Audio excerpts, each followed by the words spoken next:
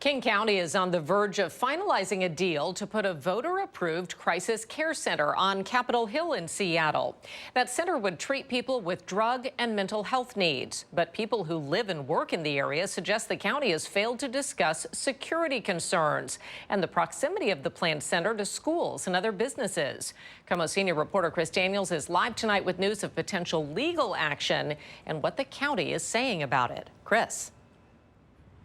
Yeah, Molly, everyone seems to agree, as did voters, that there is a need for crisis care centers in King County. But the question here is whether King County should open one near 2 schools, a hotel, and a brewery, and whether they told anybody about the plans. The need can be seen in the big picture, but on the surface, we're a cancer support community that has been here for 25 years. Anna Gottlieb wonders, after a quarter-century of assisting others fighting the effects of cancer, why she can't get help herself. You're all about trying to help people. Yes, that's our mission. Gottlieb says the nonprofit Cancer Pathways has had to fence itself off. That is a bullet hole. To protect from the crime, drugs, and mental illness on Seattle's Broadway.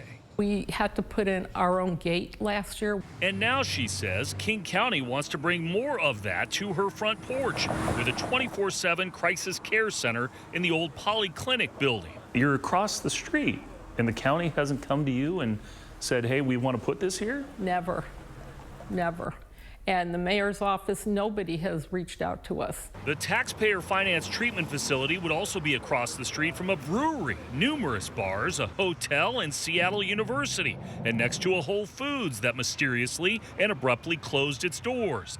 A lawyer representing numerous businesses suggests such a move violates state and county laws, questioning why County Executive Shannon Braddock and the council, currently led by candidate Girmay Zahilay, would use levy funds to pay an LLC $11.5 million for the property in a move kept from the public. I would say I'm not convinced that it's the right neighborhood. King County Councilman Reagan Dunn says he's exploring an emergency motion to halt the process. You can make the argument that there's all those hospitals there and perhaps there's value there. You can make the argument that having a brewery across the street from a facility that's going to do rehab is not the best idea near a college campus. We would like to help also, but we'd like to be part of the solution.